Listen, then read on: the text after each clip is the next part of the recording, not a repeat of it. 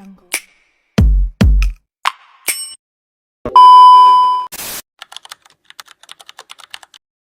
Sosis Solo itu sebenarnya cemilan khas dari daerah Surakarta yang punya rasa gurih dengan isian daging ayam atau sapi. Nah, sekarang ini makin banyak orang-orang apalagi anak muda yang suka jajan tradisional. Jadi permintaan juga makin naik. Dari situ kita lihat peluang bagus buat bikin bisnis sosis Solo. Selain buat ngelestariin makan khas Indonesia, khususnya dari Solo, kita juga pernah ngasih sentuhan biar rasa tetap kekinian dan bisa dinikmati semua kalangan. Selanjutnya ada STP, yaitu yang pertama ada segmenting. Sosis Solo diposisikan sebagai camilan tradisional yang kekinian dengan rasa premium dan harga bersahabat. Yang kedua adalah targeting.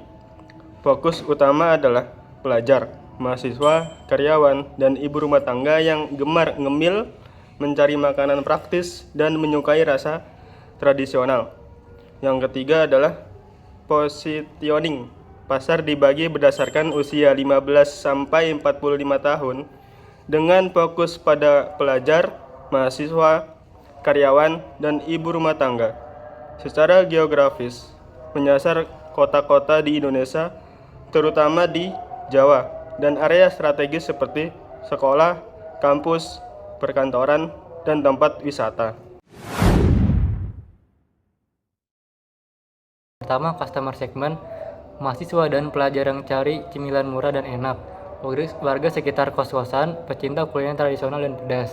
Lalu ada value proposition, sosis Solo autentik dengan rasa gurih dan pedas yang pas di lidah anak muda. Harga terjangkau untuk kantong mahasiswa, penyajiannya cepat dan praktis untuk cemilan kapan saja.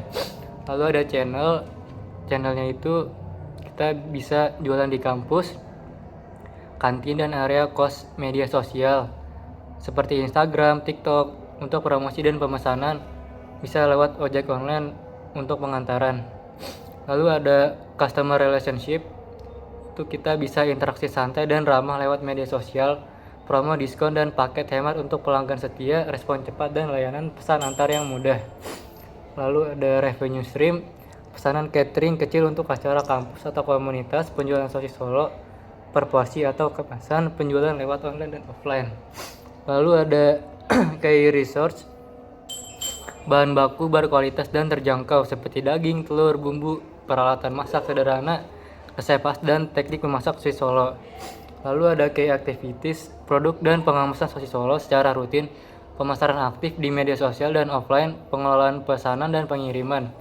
Lalu ada kayak partnership, bisa dari supplier bahan baku lokal terpercaya, mitra ojek online untuk pengiriman komunitas kampus dan teman sebagai reseller atau promotor. Lalu ada cost structure yang terakhir, biaya bahan baku dan bumbu.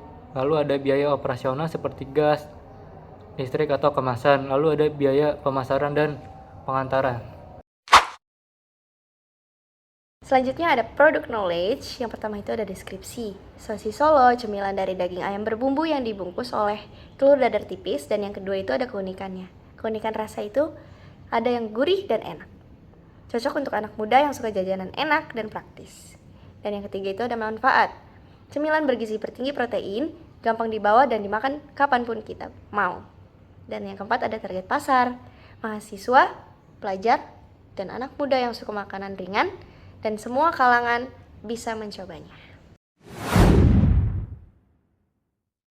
Kesimpulannya yaitu, sosis Solo ini adalah salah satu makanan tradisional khas dari Solo yang bentukannya kayak dadar tipis, di dalamnya diisi daging ayam atau sapi yang udah dibumbuin, terus digoreng sampai renyah.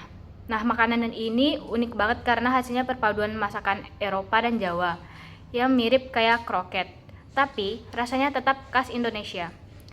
Selain enak, sosis Solo ini juga punya nilai budaya yang bisa jadi peluang bisnis yang oke. Soalnya bisa dijual sebagai jajanan pasar atau bahkan dijadikan usaha kuliner lokal yang menjanjikan.